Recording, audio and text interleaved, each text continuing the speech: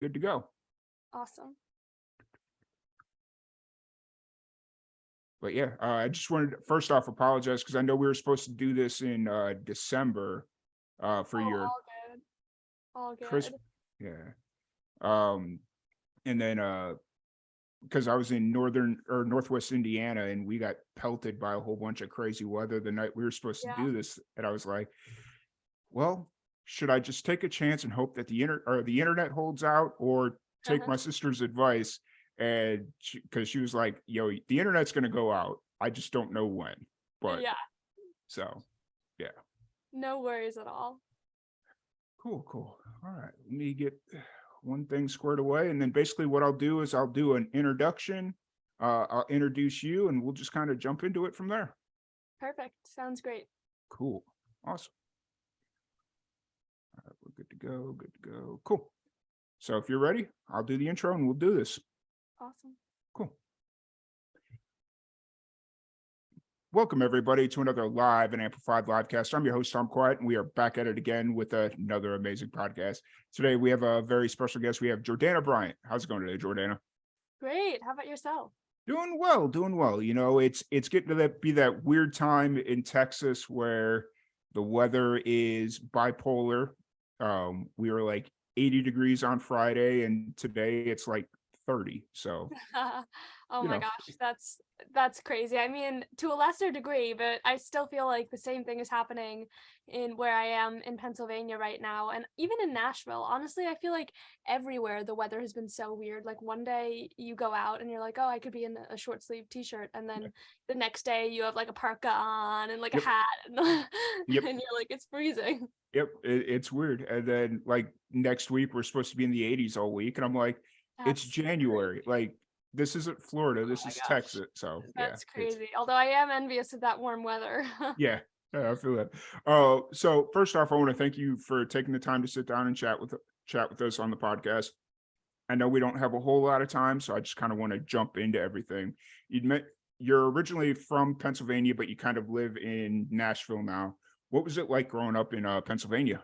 Yeah, it was really, really fun. I grew up in a part of Pennsylvania where, um, you know, there was like a lot of music around me, and specifically in my family. I think my dad, he played guitar a bunch growing up, and he played guitar in a bunch of like country rock bands, and so I would always hear him playing music, and he would always play me a lot of the older country music that I fell in love with, and so it was really fun to go out there. But I also, once I started getting older, I knew that I kind of wanted to branch out to somewhere where the music community was bigger, Mhm. and someplace like Nashville where you're just constantly surrounded by, fellow musicians and fellow creatives.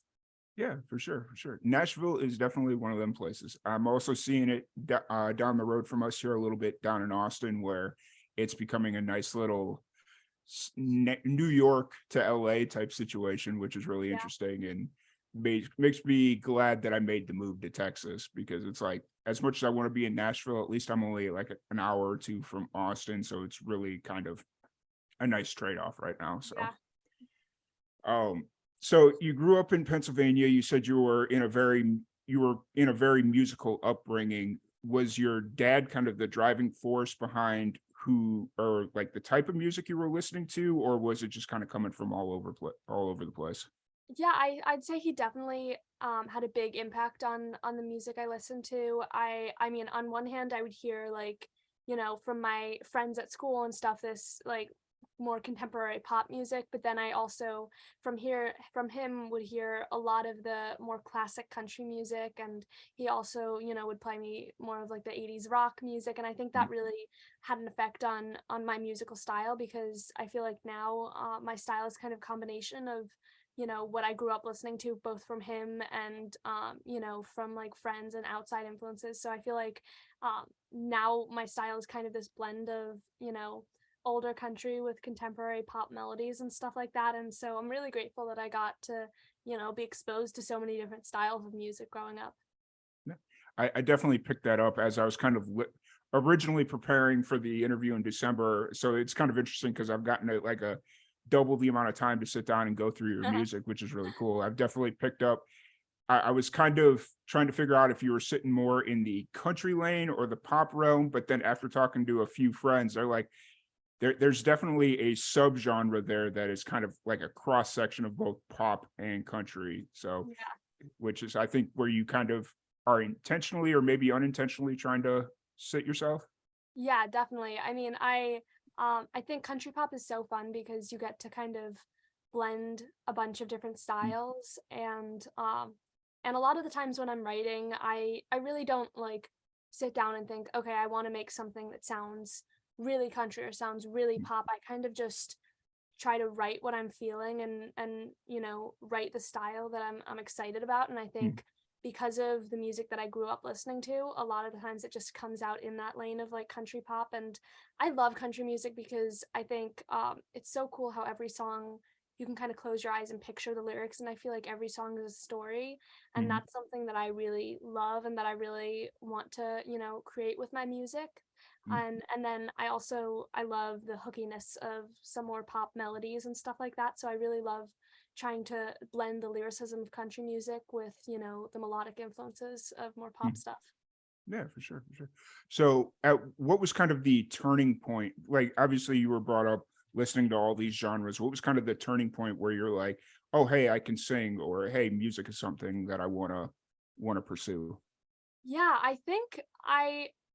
I feel like I was just always so in love with music and creating, and I would, growing up, always hear my dad playing the guitar, like I said, and I would just start singing along and singing out random melodies and lyrics, and I just kind of fell in love with that process of creating music and creating stories through your music. And I'd say the turning point probably was once he started teaching me how to play guitar, which Mm, I was probably 10 or 11, and I got a guitar for Christmas, and my dad started teaching me how to play, and I feel like that really opened up songwriting for me because then I would spend hours when I got home from school yeah, messing around with different chords on the guitar, and creating different melodies and lyrics, and I just really fell in love with how songwriting is really kind of like a blank page where you can choose what you want to do with it, and you can create this story, and you can create something that hopefully people will be able to relate to, and that is something that you can share with people and connect with them through. And so I'd say around that time is probably when I realized that music was really something that I was really strongly passionate about, and that I really wanted to pursue. awesome, awesome. So, and then I'm assuming it was a couple of years from that point to where to 2021 where you wanted to start actually releasing music. Was did the pandemic kind of play a factor in that? Were you like trying to do something before the pandemic hit and then the pandemic hit and it was like, okay, let's kind of wait and see what happens? Because I saw you'd started releasing music on Spotify 2021. So Yeah, so the pandemic definitely had an effect. So like a year ish, a year or two, yeah, I would say around like a year before the pandemic started, mm, I had started posting a few covers on YouTube, mhm, and a few of those videos took off. And a producer in Nashville, Seth Mosley, saw some of those videos and reached out to me, and wanted me to come to Nashville and meet him and meet up with him and record a few songs. mhm, And so I came to Nashville in February of 2020, so like right before the pandemic hit, and I met up with him, and it was a blast, and we really connected well, and I had a great time working with him. But then the pandemic hit, and I couldn't exactly come back, yeah, as quickly as I had wanted. So I kind of took that time to start really digging into social media and posting my music on Instagram and TikTok and all of that stuff, and really just trying to create a community. I feel like we were all longing for a sense of community at that point, and all kind of feeling isolated. So I just started going live for like an hour or two every mm, night on Instagram and playing some songs and talking to people, and just kind of I wanted to try to create a space where we could all come and use music to feel better and to get to connect with each other. And it was really cool to see to see that grow and to see more and more people joining and tuning in. mm, And it was really, I think, for as much difficulty as the pandemic brought, I'd say that I do feel really grateful that I was, during that time, able to connect with more people and get to share my music with more people. yeah, for sure. it's crazy how I feel like we had a lot of similarities in that the fact that January 2020, my team and I, we went out to Nashville for the first time as a team. Like, I'd been to Nashville by myself a couple of times prior, but there was like this plan in place that we were going to start going out to Nashville every couple of months to keep doing live and amplified. We were doing all kinds of cool stuff at the time. And March hits and it's like, okay, well, I guess we're not going to Nashville right now. And Yeah, then a year goes by and then things start to clear up and then they're not. And it's like, okay, 2 years go by and now here we sit and it's like, well, luckily we were able to keep the podcast alive, because had we not been able to go to or had we just kind of let it be, wouldn't be sitting here right now. yeah, So definitely. it's wild.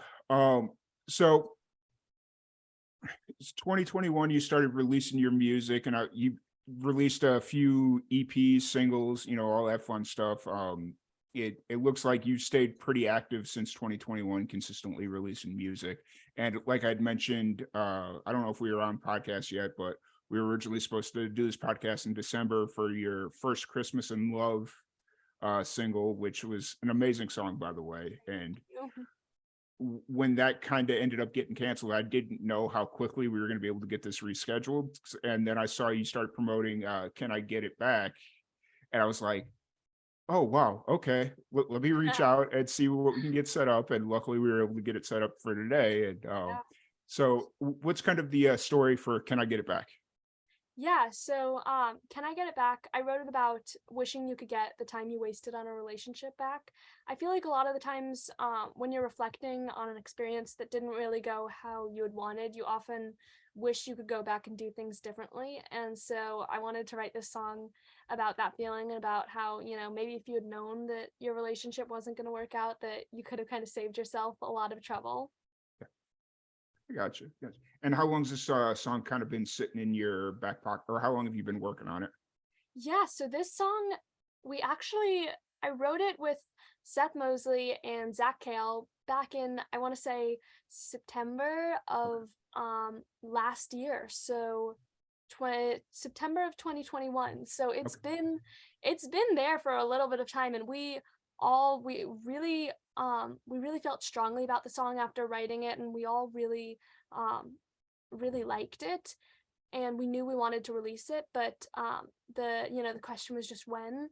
And because I feel like this song is a little bit more edgy and more just a little bit more on the outside of what I'd say my usual lane is, I felt Mm. like I wanted to release a few more singles before putting it out and kind of establish where I feel like I want to be in the country pop lane before putting this song out. Yeah.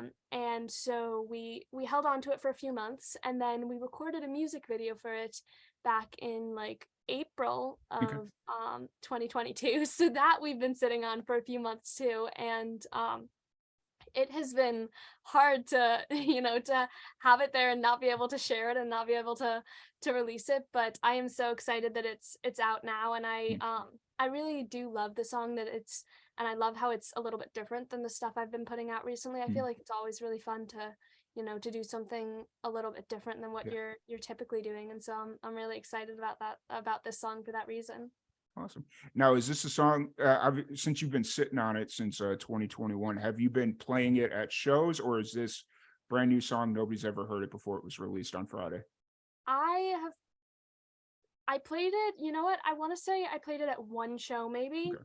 but I haven't really played it at a ton of shows. A lot of the shows that I've been doing recently in Nashville are writers rounds, and this Mhm. song, I feel like the production is a big component of it. Yeah. So a lot of the time I've, not wanted to play it around, because I feel like the experience you get listening to it when you can hear like the full band with it, Mhm. or, full production with it, is just, a different level. So I haven't gotten the chance to play it at a ton of shows, but I'm Yeah. really hopeful that I'll be able to, now that it's out now, get to play it at more shows. Yeah.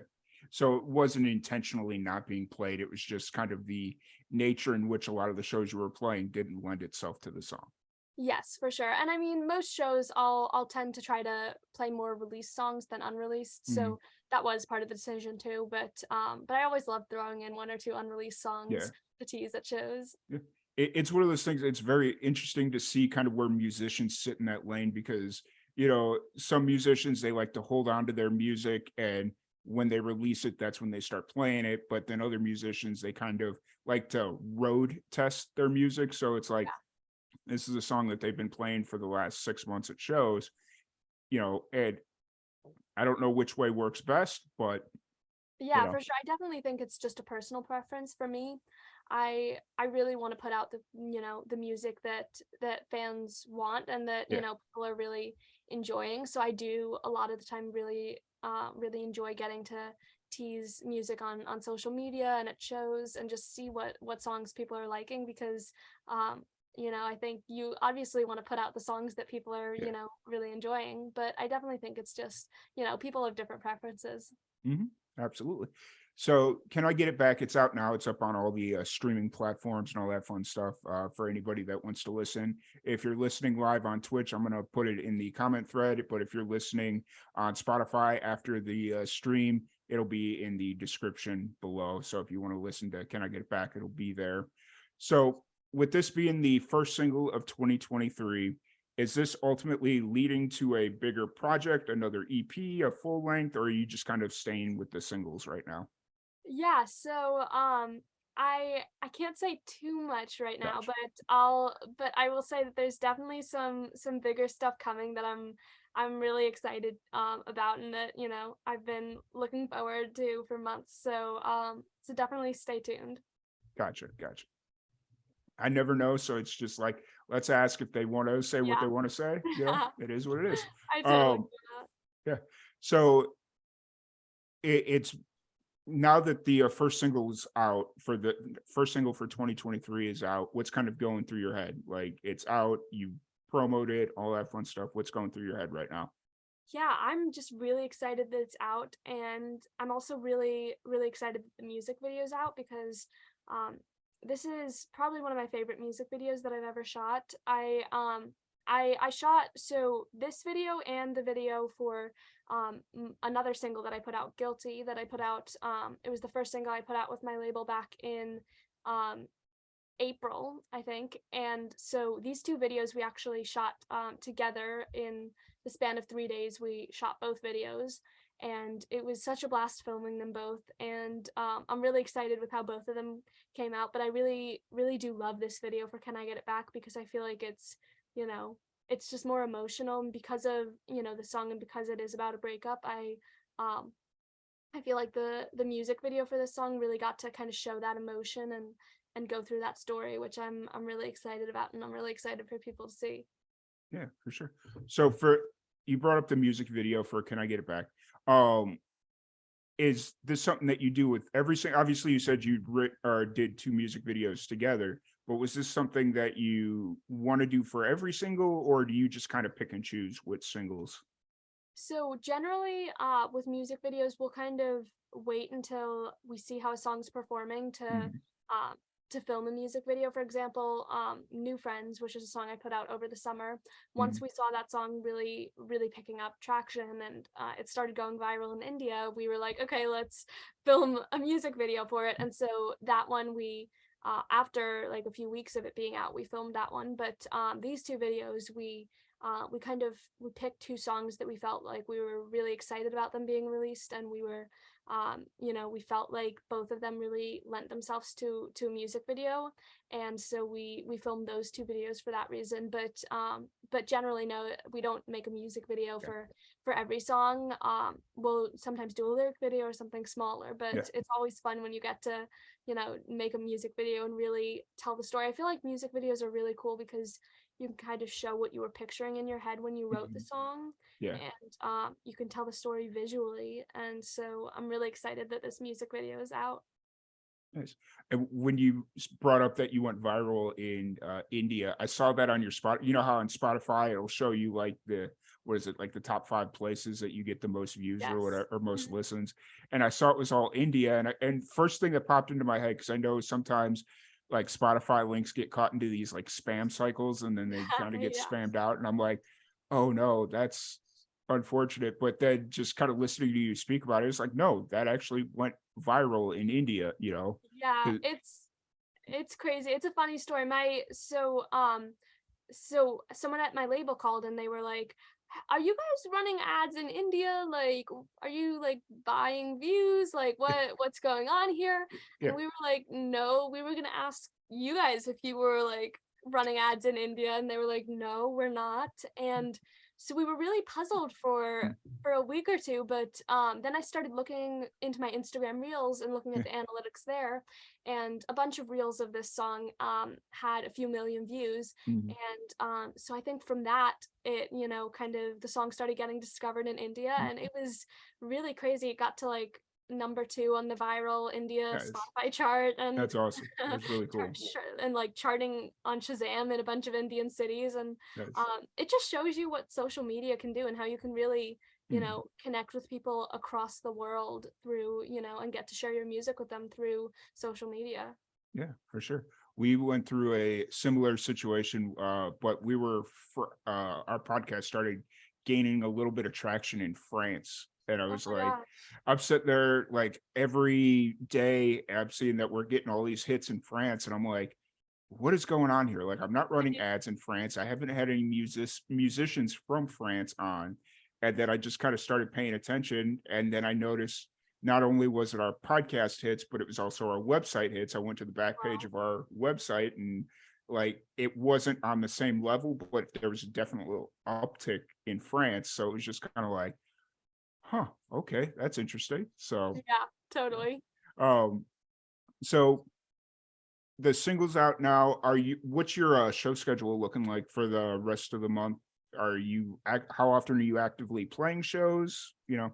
Yeah, so for the next like month or so, I'm really heavily focused on writing. So Mm, um for the next month or two, I'm just going to be really keeping my head down writing a bunch of stuff, mm, and really trying to finalize a few songs. And so for the next month or so, I'm not going to be doing as many shows, but I'll still mm, be doing, some writers rounds here and there in Nashville. And then like I said, I can't say too much about yeah. what's coming in the future, but in the next few months, I'll be picking back up into doing Mhm. some more shows. Awesome, awesome. Since you're actively in kind of like the writing process and the writing phase, what is your writing process? Like are you more freelance, like whenever it strikes you, you're sitting, it's like, oh, hey, this is an idea, let's figure this out? Or are you more diligent with your writing and it's like, okay, I've got from 6 to 10 tonight and I'm going to write? Yeah, so I'd say when I'm co-writing and when I'm writing with other people, it's definitely more scheduled. It's, every day or like 4 days a week or something, I'm writing with people, Mhm. and coming in with a few ideas, Yeah. a few chorus ideas and stuff, and just trying to pick one that we all feel really strongly about, and then build the song from there. But when I'm writing just solo, I'd say sometimes I definitely schedule it out. And I'll like schedule, okay, I have this, hour or two block, today that I'm gonna sit down and write. But I think some of the time, you just feel when inspiration strikes. And so like it can be at a random moment that you're like, oh my gosh, what, like, is this lyric like good? Am I crazy? Or is this like genius? And then you just like, kind of sit down and start writing. But for the next like month or two, I definitely have it more scheduled out, where Mm, every day I'll be writing, and finding a set schedule for it. for sure. Awesome, awesome. So I don't want to keep you too much longer here. Taking a step outside of music, when Jordana needs to step away and kind of recompose herself and all that fun, what are some of your hobbies? What do you do outside of music? You know, all that fun stuff. Yeah, let's see. I love baking, and I find that just like so, I don't know, so calming for some reason. And I really love reading, and I love playing board games. I find that so fun. I love getting to, spend time with friends. And recently I've been getting into kickboxing, which I really enjoy. It's a fun way to, to get, some exercise and also get some anger out. That's so funny. But you know what? I think everybody kind of needs that release mechanism, because if you just kind of let that stuff bottle up inside of you, you know. Totally. And also, I feel like even though I'm not sure if I could defend myself, Hmm. but I feel like knowing kickboxing, maybe that'll help me, like some self-defense. I mean, I'm not sure if like a burglar came up and was like trying to steal my purse, if I could just like punch them and kick them and get them to go away, but Yeah, at least I'm learning a little bit, so I'll have a little better tools in my self-defense box. for sure, for sure. Um, and then something fun that we do on the podcast is I have a random question generator. So I just want to ask you a couple of random questions Yeah, let's do and it. just kind of keep it fun and light. So here it is. I haven't tested a new name for it because it's not very rapid fire as it used to be. So, um, what is something that is frequently thrown against the wall in anger by you? I don't know if I throw very much against the wall, but I will say when I'm filming videos, a lot of times that like little tripod, I will like Yeah, get really upset with and maybe throw it like on the chair or yeah, something when fair. it's just when it's not working and the angle isn't right. Yeah, very fair. What year would you like to travel back to? Oh, good question. I would say maybe the 1950s. I feel like it seemed like a fun time to live, and the style, like the poodle skirts and the, diners where the waitresses were on roller skates, and, all the jukeboxes and everything. I feel like that would be a fun time to go back to. What hobby would you like to explore more into? I That's a good question. I'd say either baking, which, like I said, I really love, or also rock climbing. I really do enjoy rock climbing. Nice. And then final question, what is your guilty pleasure song currently on your Spotify playlist? Oh, that's a good question. I would say, probably "Going, Going, Gone" by Luke Combs. I love that song. Nice. Awesome. That's always my favorite question when it pops up. It's like, especially Yeah. when you get like these metal guys and then they got like some random like Sia or Lady Gaga, they just got like some random pop song in there. Yeah, that's always Yeah, fun. totally. So awesome, awesome. Well, it's been an absolute blast chatting with you. For anybody that wants to check out your music or interact with you on social or any of that fun stuff, where's the best place to find you? Yeah, totally. You can check out my Instagram and TikTok at Jordana.Bryant. I have a bunch of stuff on YouTube, like I said, this new music video, and then also on Spotify, Apple Music, Pandora, Amazon Music, those good places. You can hear my music if you just search up Jordana Bryant. Awesome, awesome. And then before we wrap this up, what's one piece of advice you have for the young musicians out there? I would say never give up and never stop being you, because you're the only one of you. There's a ton of talented people out there, but you bring something so unique and so different to the table. So, just never stop being you, and never stop doing what, you feel really passionate about. Absolutely, 100% agreed. Well, Jordana, thank you so much for joining us. It's been an absolute blast chatting with you. Hope to have you back on real soon for the next release or whatever you got going on. Would love to have you back. Definitely. Yeah, thank you Um, so much. Such a blast talking with you. yeah, absolutely. Once again, thank you everybody for tuning in. If you are not following us on social media, it's at live, the letter N amplified, or you can go to our website, liveandamplified.net. And if you are a Twitch user, you could follow us at live and amplified, and is spelled out. And you can just kind of get all that information, like I said, at liveandamplified.net. Once again, thank you everybody for tuning in, and we will catch you all tomorrow.